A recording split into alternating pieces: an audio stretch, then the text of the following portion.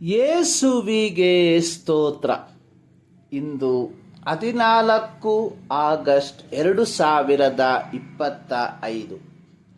ಎಲ್ಲರಿಗೂ ಶುಭ ಮುಂಜಾನೆ. ಈ ದಿನದ ಧ್ಯಾನ ಭಾಗ ಪೌಲನು ಕೊಲೊಸೆಯವರಿಗೆ ಬರೆದ ಪತ್ರಿಕೆ 3ನೇ ಅಧ್ಯಾಯ ಅದರ 3 ಮತ್ತು 4ನೇ ವಾಕ್ಯ. ಯಾಕೆಂದರೆ ನೀವು ಸತ್ತಿರಲ್ಲ, ನಿಮ್ಮ ಜೀವವು ಕ್ರಿಸ್ತನೊಂದಿಗೆ ದೇವರಲ್ಲಿ ಮರೆಯಾಗಿಟ್ಟಿದೆ.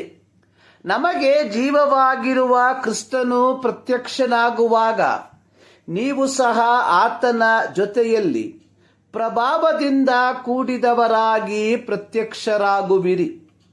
ಕ್ರಿಸ್ತ ಯೇಸುವನ್ನು ರಕ್ಷಕನೆಂದು ಒಡೆಯನೆಂದು ಅರಿಕೆ ಮಾಡಿಕೊಂಡು ದೀಕ್ಷಾಸ್ಥಾನದಲ್ಲಿ ಪಾಲುಗಾರರಾಗುವ ಆ ಕ್ಷಣದಿಂದ ಒಬ್ಬ ವಿಶ್ವಾಸಿಯು ಪಾಪದ ವಶದಿಂದ ಸತ್ತವನಾಗುವನು.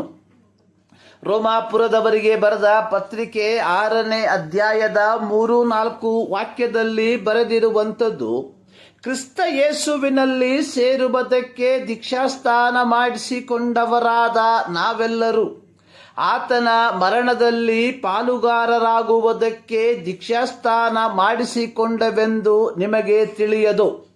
ಹೀಗಿರಲಾಗಿ ನಾವು ದೀಕ್ಷಾಸ್ನಾನ ಮಾಡಿಸಿಕೊಂಡಾಗ ಆತನ ಮರಣದಲ್ಲಿ ಪಾಲುಗಾರರಾಗಿ ಆತನೊಂದಿಗೆ ಹೂಣಲ್ಪಟ್ಟೆವು.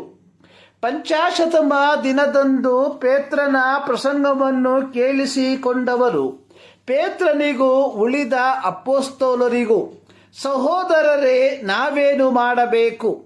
ಅದಕ್ಕೆ ಪೇತ್ರನು ಅವರಿಗೆ, ನಿಮ್ಮ ಪಾಪಗಳು ಪರಿಹಾರವಾಗುವುದಕ್ಕಾಗಿ ನಿಮ್ಮಲ್ಲಿ ಪ್ರತಿಯೊಬ್ಬರೂ ದೇವರ ಕಡೆಗೆ ತಿರುಗಿಕೊಂಡು ಯೇಸು ಕ್ರಿಸ್ತನ ಹೆಸರಿನ ಮೇಲೆ ದೀಕ್ಷಾಸ್ನಾನ ಮಾಡಿಸಿಕೊಳ್ಳಿರಿ. ಅಪೊಸ್ತಲರ ಕೃತ್ಯ 2ನೇ ಅಧ್ಯಾಯ ಅದರ 37-38 ವಾಕ್ಯ. ಅಂದು ದೀಕ್ಷಾಸ್ನಾನ ಮಾಡಿಸಿಕೊಂಡವರು ಯಹೂದ್ಯರಾಗಿದ್ದರು. ಇವರೆಲ್ಲರೂ ಯೆಹೋವನು ಅಬ್ರಹಾಮನಿಗೆ ಹೇಳಿದ ಪ್ರಕಾರ 8ನೇ ದಿನದಲ್ಲಿ ಸುನ್ನತಿ ಮಾಡಿಸಿಕೊಂಡವರಾಗಿದ್ದರು.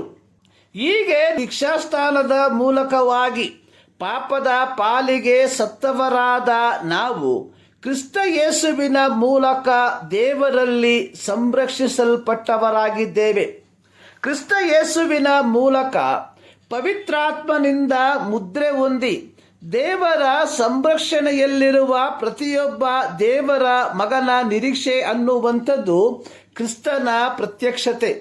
ಪೌಲನು ತನ್ನ ಪತ್ರಿಕೆಯ ಬರವಣಿಗೆಗಳಲ್ಲಿ ಕ್ರಿಸ್ತ ಯೇಸುವಿನ ಮಹಿಮೆಯ ಪ್ರತ್ಯಕ್ಷತೆಯ ಕುರಿತಾಗಿ ಅತಿ ಹೆಚ್ಚು ಬಾರಿ ಬರೆದಿರುವಂಥದ್ದನ್ನ ನೋಡುತ್ತೇವೆ. ಪೌಲನು ಥೆಸಲೋನಿಕ ಸಭೆಗೆ ಬರೆದಿರುವಂಥದ್ದು, ಕರ್ತನು ಪ್ರತ್ಯಕ್ಷನಾಗುವವರೆಗೂ ಜೀವದಿಂದುಳಿದಿರುವ ನಾವು ನಿದ್ರೆ ಹೋದವರಿಗಿಂತ ಮುಂದಾಗುವುದೇ ಇಲ್ಲ. ಕರ್ತನು ತಾನೇ ಆಜ್ಞಾಘೋಷದೊಡನೆಯೂ ಪ್ರಧಾನ ದೂತನ ಶಬ್ದದೊಡನೆಯೂ ದೇವರ ತುತ್ತೂರಿ ಧ್ವನಿಯೊಡನೆಯೂ ಆಕಾಶದಿಂದ ಇಳಿದು ಬರುವನು. ಆಗ ಕ್ರಿಸ್ತನಲ್ಲಿ ಸತ್ತವರು ಮೊದಲು ಎದ್ದು ಬರುವರು. ಆಮೇಲೆ ಜೀವದಿಂದುಳಿದಿರುವ ನಾವು ಅಂತರಿಕ್ಷದಲ್ಲಿ ಕರ್ತನನ್ನು ಎದುರುಗೊಳ್ಳುವುದಕ್ಕಾಗಿ ಅವರ ಸಂಗಡ ಮೇಘವಾಹನರಾಗಿ ಪಕ್ಕನೆ ಒಯ್ಯಲ್ಪಡುವೆವು. ಹೀಗೆ ನಾವು ಸದಾಕಾಲವು ಕರ್ತನ ಜೊತೆಯಲ್ಲಿರುವೆವು. 1 ಥೆಸಲೋನಿಕ 4ನೇ ಅಧ್ಯಾಯ 15-17 ವಾಕ್ಯ. 1 ಯೋಹಾನನ ಪತ್ರಿಕೆ 2ನೇ ಅಧ್ಯಾಯದ 22ನೇ ವಾಕ್ಯದಲ್ಲಿ ಯೋಹಾನನು ಬರೆದಿರುವಂಥದ್ದು, ಪ್ರಿಯರಾದ ಮಕ್ಕಳೇ, ಆತನು ಪ್ರತ್ಯಕ್ಷನಾಗುವಾಗ ನಾವು ಆತನ ಆಗಮನದಲ್ಲಿ ಆತನ ಮುಂದೆ ನಿಲ್ಲಲು ನಾಚಿಕೆ ಪಡದೆ ಧೈರ್ಯದಿಂದಿರುವಂತೆ ಆತನಲ್ಲಿ ನೆಲೆಗೊಂಡಿರೋಣ.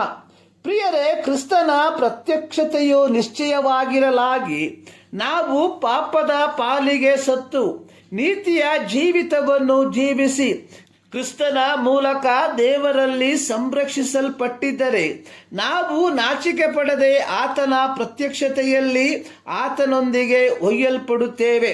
ಈ ಮುಂಜಾನೆಯಲ್ಲಿ ಸರ್ವಶಕ್ತನಾದ ದೇವರು ಈ ಮಾತುಗಳ ಮೂಲಕ ನಿಮ್ಮನ್ನು ಆಶೀರ್ವದಿಸಲಿ.